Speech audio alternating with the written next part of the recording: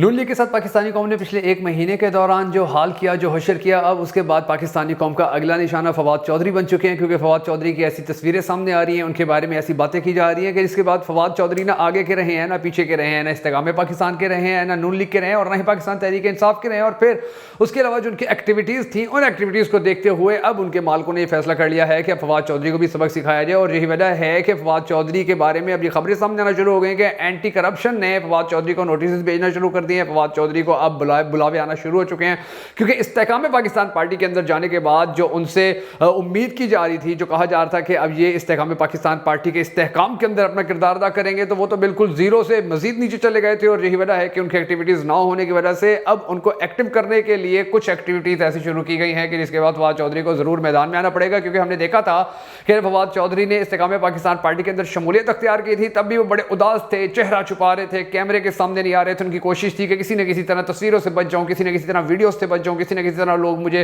मेरे बारे में बात ना करें, किसी न किसी तरह वो यानी कि हाथों से अपना चेहरा छुपाते नजर आ रहे थे। और अब उनके जो दिल की बातें थी वो भी आस्ता आस्ता सामने आना शुरू हो गई हैं। पीटीआई के साथ राहें जुदा करने के बावजूद भी ऐसा लगने लगा है कि फवाद चौधरी आज भी पीटीआई के साथ खड़े हुए हैं। और इलेक्शन के ऐलान के बाद जिस तरह उन्होंने खुशी का इजहार किया, जिस तरह उन्होंने ट्वीट किया है, वो भी बड़ा दिलचस्प है। और यही वजह है कि अब जिस पार्टी के अंदर वो शामिल हुए थे, उस पार्टी को महसूस होने लगा कि फवाद चौधरी ना हमारा है, ना पीटीआई का है और ना ही मुस्लिम लीग नून का है, तो फिर इसको हम क्यों अपना शेडो दें या क्यों अपनी छतरी दें। और यही वजह है कि फवाद चौधरी के खिलाफ अब इंक्वायरियों के जो नोटिस हैं वो आना शुरू हो गए। जबकि दूसरी जानिब जो इस्तेकाम पाकिस्तान पार्टी बनी थी, जिसका पहला जलसा हुआ था और उसके बाद ही उनकी सारी जो कहानी थी वो खुलकर सामने आ गई थी, तो दूसरा जलसा होने से पहले ही सारी कहानी खुलना शुरू हो गई। और दूसरा जलसा शुरू होने से पहले ही बड़े बड़े जो एंकर पर्सन हैं, बड़े बड़े जो तजिया निगार हैं, वो ये कहते नजर आ रहे हैं कि इस्तेकाम पाकिस्तान पार्टी का दूसरा जलसा पहले जलसे से भी ज्यादा नाकाम हो सकता है। अब इसकी जो वजूहात हैं वो भी आज के वीडियो के अंदर मैं आपको बताऊंगा। इस्तेकाम पाकिस्तान पार्टी के अंदर शामिल होने वाले फवाद चौधरी आज किस मकाम पे खड़े हैं और उनके बारे में अब क्या होने जा रहा है वो भी मैं आपको बताऊंगा। मगर उससे पहले हम सबको अल्लाह तबारक व तआला के हुजूर गिड़गिड़ा कर ये दुआ करनी है कि हमारे पाक परवरदिगार हमारे मुल्क के हालात के ऊपर रहम फरमा, हमारे मुल्क के हालात को बेहतर करे और पाकिस्तान का अगला वज़ीर आज़म उस शख्स को बना कि जिससे ये पाकिस्तानी कौम बड़ी ज़्यादा मोहब्बत करती है। अगर आप भी हमेशा की तरह इस दुआ में शामिल होना चाहें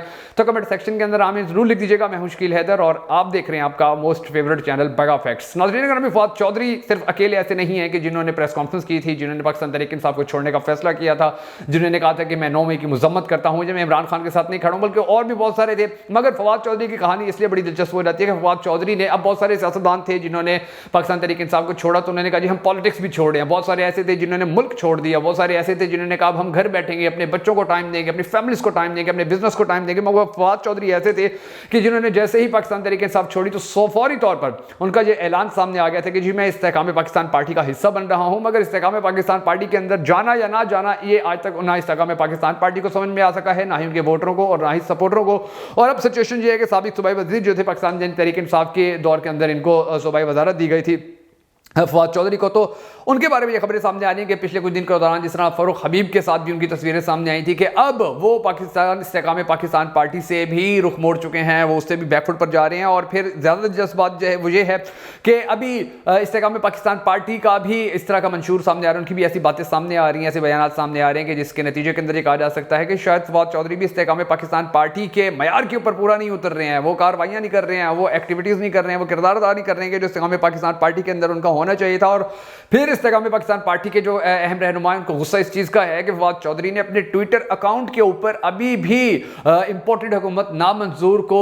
वो टॉप पर उन्होंने रखा हुआ है, उसको पिंड किया हुआ है अपने ट्वीट को, और इसको उन्होंने खत्म नहीं किया, इसको हटाया नहीं है। और उन्होंने पाकिस्तान तहरीक इंसाफ के दौर के अंदर, यानी कि पाकिस्तान तहरीक इंसाफ की जब हुकूमत लाई गई थी और इंपोर्टेड हुकूमत जो आई थी, तो वो उनमें से बहुत सारे ऐसे लोग थे जो आज इस्तेकाम पाकिस्तान पार्टी के मरकजी रहनुमा हैं। उनमें से बहुत सारे ऐसे लोग थे कि जो आज पाकिस्तान इस्तेकाम पाकिस्तान पार्टी को सपोर्ट कर रहे हैं। बहुत सारे ऐसे लोग थे कि जो आज भी ये कहते हैं कि इस्तेकाम पाकिस्तान पार्टी तो नून लीग की बी टीम है, हमें इसके अंदर भी जाने से कोई ज़्यादा मसला नहीं हो रहा है, या हम नून लीग में चले जाएं, यहाँ पर चले जाएं, हमें कोई टेंशन नहीं होगी। तो उसी यानी कि जो पीडीएम हुकूमत थी उसके जो लोग आज इस्तेकाम पाकिस्तान पार्टी के साथ खड़े हुए हैं, तो ये जो फवाद चौधरी ये भी उसी पार्टी के अंदर होते हुए अपने ट्विटर के ऊपर आज भी ये बात मानते हैं कि जी इंपोर्टेड हुकूमत इनको मंजूर नहीं है। और इंपोर्टेड हुकूमत से जो नफरत का इजहार था, जैसे पूरी दुनिया के अंदर ये एक वर्ल्ड रिकॉर्ड बनने जा रहा था कि जी इस्तेकाम इस्तेकाम पाकिस्तान पार्टी या इन पार्टियों को जब इनके बारे में सोचा ही नहीं गया था, जब सिर्फ पीडीएम बनाई गई थी और इमरान खान की हुकूमत खत्म हुई थी, तो जो इंपोर्टेड हुकूमत नामंजूर का ट्रेंड था वो वर्ल्ड रिकॉर्ड बनाने जा रहा था। और उसी वर्ल्ड रिकॉर्ड का हिस्सा ही फवाद चौधरी भी थे, जिन्होंने बड़े खुलकर बातें तो की थी, लेकिन फिर फवाद चौधरी ने इस्तेकाम पाकिस्तान पार्टी के अंदर शमूलियत अख्तियार कर ली थी। और अब ये खबरें सामने आना शुरू हो गई हैं कि एंटी करप्शन ने फवाद चौधरी के खिलाफ इंक्वायरी खोल दी है। और फिर फवाद चौधरी की एक और जो बात इनको बुरी लगी है इस्तेकाम पाकिस्तान पार्टी को, वो ये है कि इस वक्त क्योंकि इस्तेकाम पाकिस्तान पार्टी हो या नून लीग हो या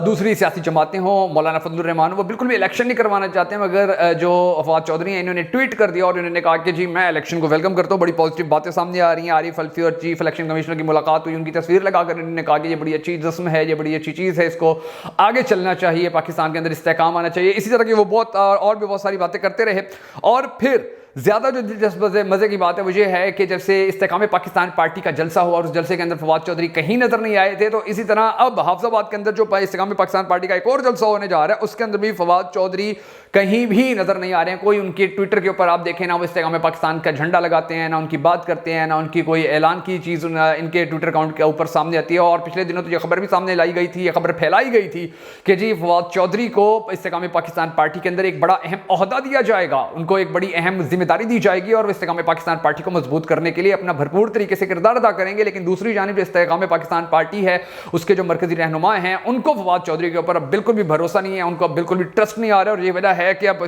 जो इस्तेकाम पाकिस्तान पार्टी के जो रहनुमा हैं,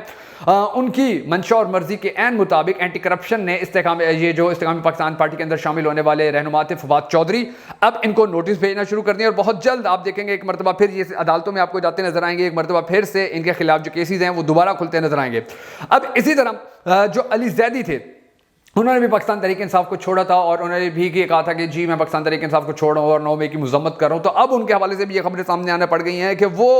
इस्तेकाम पाकिस्तान पार्टी के साथ उन्होंने अगर राब्ते तो कायम किए और कहा कि इस्तेकाम पाकिस्तान पार्टी बड़ी अच्छी है और मैं इनके साथ मुस्तकबिल के अंदर चलूंगा, मगर अब वो ही इस्तेकाम पाकिस्तान पार्टी को सबसे ज़्यादा क्रिटिसाइज करते नजर आ रहे हैं, सबसे ज़्यादा उनके ऊपर तंज करते नजर आ रहे हैं, सबसे ज़्यादा उनको बुरा भला कहते नजर आ रहे हैं। और ये चीज़ एक ऐसी चीज़ है कि जिसके बाद इस्तेकाम पाकिस्तान पार्टी की जो बका है वो बड़ी खतरे में पड़ गई है। क्योंकि अब इस्तेकाम पाकिस्तान पार्टी के हवाले से अली जैदी ने वाज़ेह तौर पर यह कहा है, उन्होंने एक ट्वीट किया, खबरों में भी ये चलता रहा, उन्होंने कहा है कि ये तो पाकिस्तान मुस्लिम लीग नून की बी टीम है, इनकी कोई और इनकी कोई औकात नहीं है, ये लोग इस्तेमाल करने के लिए सामने लाए गए हैं, इस्तेमाल करके टिश्यू पेपर की तरफ फेंक दिया जाएगा। और फिर इस वक्त